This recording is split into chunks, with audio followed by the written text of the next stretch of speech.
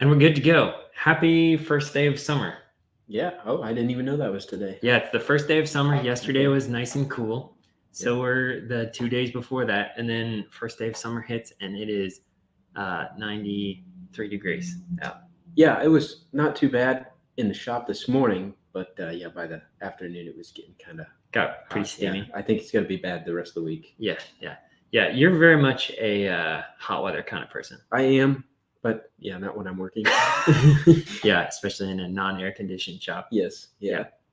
Okay, so the way that we're going to start this out, like we started it out last time, I got a little bit of trivia. Okay. You ready? So, do you see $2 bills very frequently? No, but I actually have a really cool one. It's a red letter $2 bill. Really? Yeah, I'll have to get it out. I didn't even know that was a thing. I'll show you that. Okay. Yeah, you have to show me. So, since you don't see these $2 bills very often, how many $2 bills would you say are in circulation? In circulation. There's something inside of me that thinks that they were getting rid of them, like taking them out of circulation at some point. Yeah, I don't know. I think the last time they printed them was maybe in the early 2010s. Okay, I have an inquisitive question. Okay. Is there any numbers on other bills that are in circulation? Any numbers on other bills? How many $10 bills are there? Oh, not okay. No, I should have gotten that for you. That would have been much easier. How many $2 bills are in circulation? Oh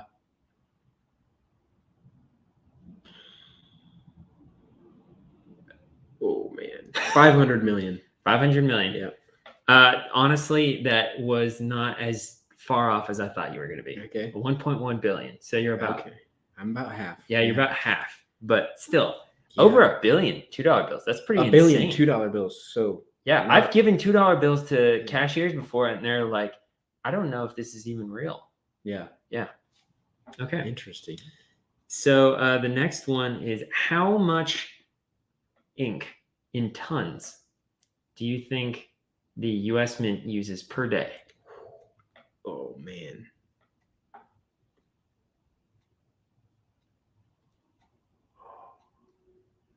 $100,000. No, 9. Okay. But still. Okay. Wait, you said have tons. Yes, tons. Oh, okay. 100,000 pounds. Yeah. Okay, 100,000 pounds. That'd be 50 tons. Okay. Yeah, I was off then. Yeah. But still, I mean, you have no reference. Yeah. Still 9 tons though. That's an insane amount of ink. Yeah. Yeah. Maybe too much. Yeah, for sure. That's my opinion though. Yeah. Okay. So here's the thing. I've got one extra new thing for this live stream. Okay. It's called Call That Fake News Article. Oh. Okay. Yeah. I think you already know which one is the fake one. Okay. But anyone who's watching or commenting can call out the fake one. Let's get started. I don't know that I've seen this, but okay. I don't know if I know which. Okay. Well, that's going to be extra fun. Okay. So the first article that we've got is that President Biden's actually looking at getting rid of the gas tax, the federal gas tax, in time for July 4th, I think, since a lot of people travel over July 4th, which is interesting because though it would be nice for people's budgets, it's not going to help a massive amount. I think it's 18 cents per gallon. That's the federal gas tax. So it's going to be interesting to see exactly where this goes. But, I don't think it's going to make a massive amount of difference. I think there are other things that we can do. I think you would agree that we can do to make a much larger difference on the amount of the price of fuel at the moment. I will always root for lesser taxes. Yes. But yeah, I will. There might be some other things to look at first. Yes. But I'll take the 18 cents. Yes. If that ends up going through. It said that, I already said this, that he's looking on trying to take care of it before July 4th. And then I found this other article that's talking about how a lot of people online, I don't know exactly how many, but some people are talking about a gas boycott in order to try to, you know, artificially lower the price of fuel. And so this article is kind of dropping into just say like, oh, does this actually make sense or not? And basically the result was per someone at Gas Buddy, like an analyst at Gas Buddy, that the gas boycott really isn't going to do any good unless it's for like weeks or months at a time, which people just can't. Yeah, they can't do, because if you have just like a 2 or 3 day period where you're looking at doing this gas boycott, it's like, well, people either purchase fuel ahead of time or they just hold off to purchase fuel later, and that does almost nothing to the supply of fuel, you know. My wife's car is in the shop right now, so I might be riding my bike to work anyway. So I will participate. There you go. I've been thinking about riding my bike to work too, except this week it's going to be really hot. So I'm less interested. I'm going to hitch a ride home with a coworker. Okay. Too much traffic. Yeah, too much traffic. This is yours. Yeah, so this kind of caught my eye. Recently, I had used an app called Teledoc to get a prescription. Oh yeah, you told me about that. Yeah, so I used it for 2 reasons. I've used it twice now. I found it highly convenient because I can do it from my couch and I don't have to go to the doctor's office or, you know, urgent care or whatever, which I absolutely dread. Also, the cost savings was there too. So it cost me $40 to get, you know, the call with Teledoc and got the prescription. The last time I got the same prescription, I went to urgent care. It cost me $150. So, yeah. So, in along with that, I guess that's a Teledoc plug. So, yeah, contact me or my agent. But so yeah, this caught my eye. Also, a big savings thing that I've seen online is I think it's too long for me to say. Mark Cuban's pharmacy drugs. Yes. Yeah. I think it was on the next. Yeah. Mark Cuban Cost Plus Drug Company. Which I wonder, because I thought that he owned GoodRx. Okay. And maybe that's just GoodRx under another name. I don't know. I haven't looked at it. That's interesting. I didn't know that. Yeah. Yeah. Anyways, I guess he had called out President Biden and Congress and had said, look, we could save some money here on Medicaid. But basically this company takes drugs and minimizes the cost to a fraction of them. Like, I've seen some stories of people who have got like prescriptions for like $5 and they were paying like $300.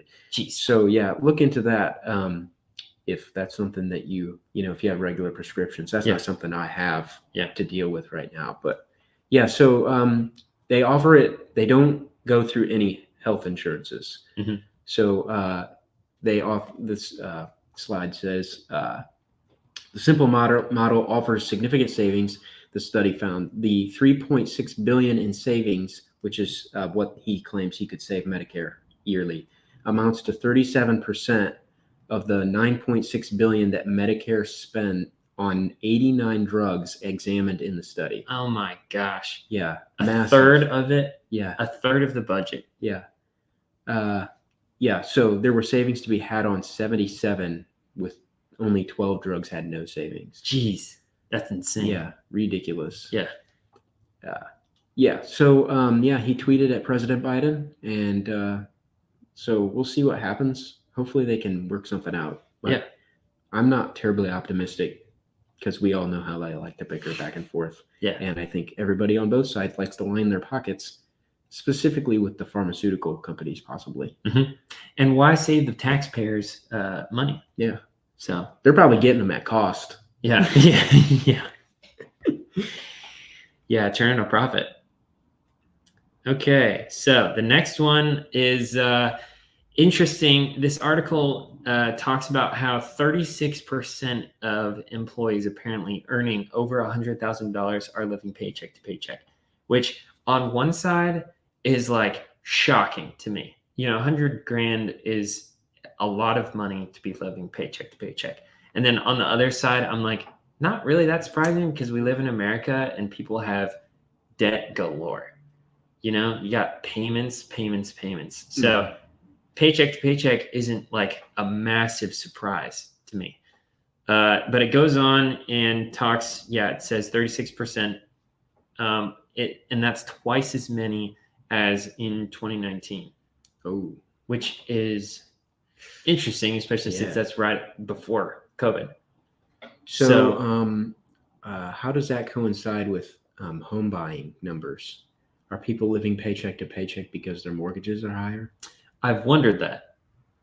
I would bet that would be part of it. I would think that that's part of it, but also I don't know how much time it takes for, I'm not sure when this survey actually happened, and if there's any, amount of time between when the survey happened and now, because, mortgage prices have been going up significantly recently in terms of the interest rate, but the actual,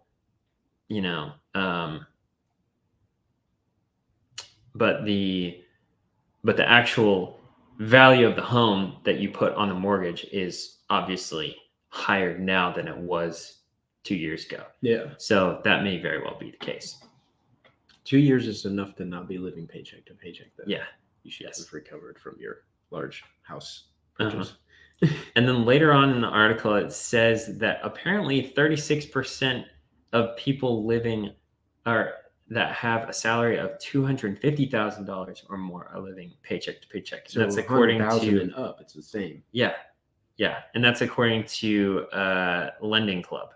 And so this actually kind of shows the breakdown of the different income levels from the Lending Club survey, and then that actually shows more of a graph of the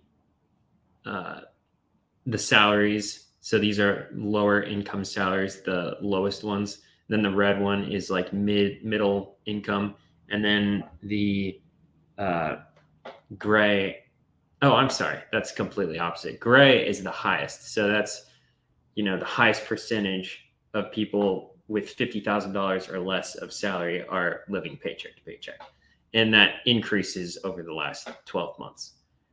So then it goes on, kind of talks about how this may very well be partially because of inflation, which makes sense, because inflation means that you're paying more for gas and more for groceries and all those things. But then I found this other article that actually says it takes that same title of the article and says, like, is this really the case? Are 1 in 3 Americans actually living paycheck to paycheck who earn over $250,000 a year? And they kind of break it down, showing more of what is the caveats of the survey. And that is, so Greg McBride at Bankrate.com, who I like him a lot. I think he has a lot of great insight into the economy and what's going on with personal finance and everything. But he talks about how, living paycheck to paycheck is completely based on your own perspective. So if people are answering the survey, they might have different definitions of paycheck to paycheck. And he then goes on and says, like, if you're truly living paycheck to paycheck, there is no cushion. In those instances, if a paycheck stops or is disrupted, then something doesn't get paid. I'm like, that makes sense. That's a good definition of paycheck to paycheck. But, well, not the article I want to talk about yet.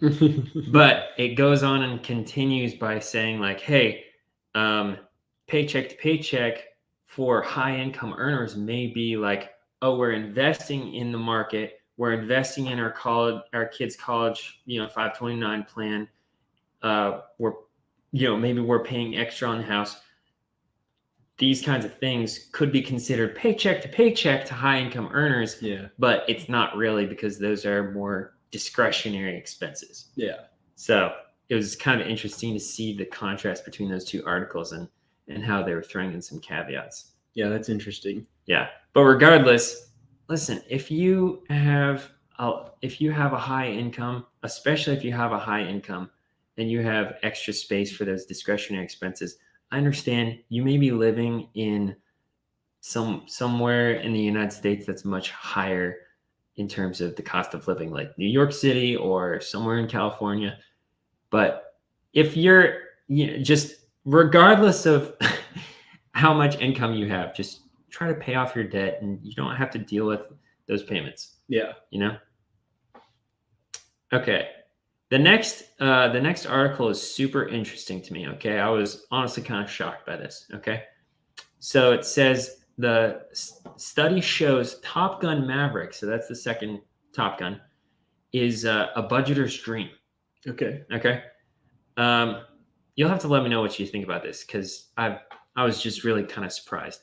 So it says, in a shocking revelation last week, personal finance company Budgetivia showed that in a survey of more than 3,000 adults nationwide, the new blockbuster Top Gun Maverick is shaping up to be the #1 film for budgeters in 2022. Okay. Yeah. It goes on to say, it quotes someone that actually watched the movie. They said, "I don't normally go to the theater to see movies because it's really too expensive, but the new Top Gun is so good, it just keeps playing back in my head. It's like I bought 10 tickets for the price of one. Unbelievable." Interesting. It really is. It's kind of out of the norm for personal finance articles. But then another one says how difficult it is to find space in the budget for discretionary expenses like going to the movies. Turns out my budget was inverted. So it's really interesting. What do you think about this article? I mean, would you agree? Oh, you haven't even seen Top Gun yet, so I have not. Yeah, we'll have to get your opinion we'll after. See. Yes. Next time. Yeah, next time. Yeah, I watched the first one and I liked it. So we'll see what happens. Good deal. Yeah. Good deal. Okay, the next one is yours. Yeah, so we've kind of talked about the pilot shortage on here. So this caught my eye. American Airlines announced that they're ending service to 3 cities. And I was like, okay, well, I'll read the article. And I realized that one of the cities is Toledo, Ohio. Really? Which is, I grew up in Northwest Ohio, so that was our airport. Mm-hmm. If you were flying to like Florida or, somewhere domestically like that. So, that could affect a lot of people I know. But where does this stop? Further in the article, if you flip to the next one, it doesn't seem like it's going to stop here. It takes a lot of time to train pilots. Yeah, it's a lot of hours, and you got to find them first, and that sort of thing. So American Airlines is not the only one. If you go to the next one, Delta has cut. Was that 100 flights? Yeah, 100 from flights. Its daily schedule between July 1st and August 7th. So that is a lot of flights. And the company's pilots wrote an open letter to customers published Thursday saying they were flying a record amount of overtime to reduce the high number of cancellations. So, I mean, in any employment scenario, you can't have your employees working overtime, abundantly like that. Mm-hmm. Or you're going to hurt your employment issues even more. Yeah, no kidding. You're giving them more money to retire. Or you're just going to get them burnt out. Yeah. And the burnout thing, we really don't want pilots to be burned out, Yeah. Kind of want want them to be well rested. You don't want your pilot flying the red eye. Uh-huh. Yeah. Yeah, so other airlines also scaled back. Southwest Airlines cut 20,000 flights this summer. So lots of flights. Yeah, for sure. And also that also pairs with last week they came out and said that it was the highest week for flights, people flying since like November of 2021. So wow. Yeah. So there's not a shortage of travelers. Yeah.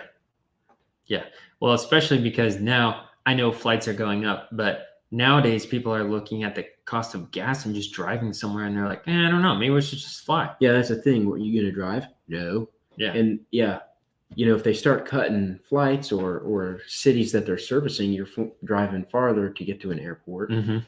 So yeah, that is going to affect vacations and that kind of thing. Yeah, for sure. All right, the last one is 4 tips to avoid overpaying in today's changing housing market, which makes some good points, because there are a lot of people that just get a house just because it's the only one available to them, and they'll overpay for it. But it says that in a recent survey, 36% of people who purchased a home in the past 2 years said that they overpaid, which is insane. Fortunately, we bought our house in the last 2 years, just over 2 years, and I would say that we did not overpay for it. So I'm very grateful for that, which is good because we put so much money into this place. I'm glad we didn't overpay for it. Yeah. Just a lot of money into renovations and whatnot. But it goes on and says that the housing market is actually slowing down, which is apparent because a friend of ours from church is selling their house, and we're basically expecting to sell it immediately, and there haven't been very many showings, which is a real bummer for them. But for the rest of people who are actually looking to purchase a house, that's at least making it a little bit easier to find a house. So instead of getting the typical 10 to 15 offers, it might be closer to like 5 or 10, maybe even less in some cases, especially in, areas of rural Ohio. Yeah, just going back to like the whole overpaying thing. Me and my wife were just talking about this weekend a specific property that we really like. Mm-hmm. It is like 20 years out kind of property for us. Yeah. But, we've always commented on how we really like this place, and it had sold 2 years ago.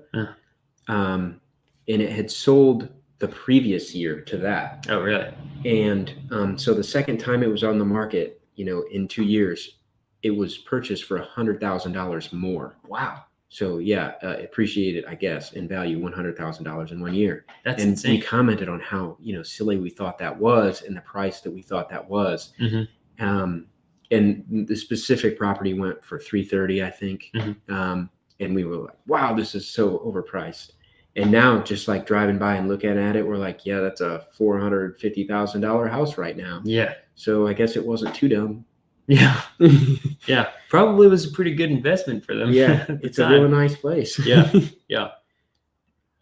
So the points that they make in the article are, number one, don't settle for the first home that you find. Instead, buy a home that fits your needs, which I think is a great point. A lot of people are making, I don't want to say rash decisions, but many people just pull the trigger, buy a house because they're afraid that they aren't going to get another one.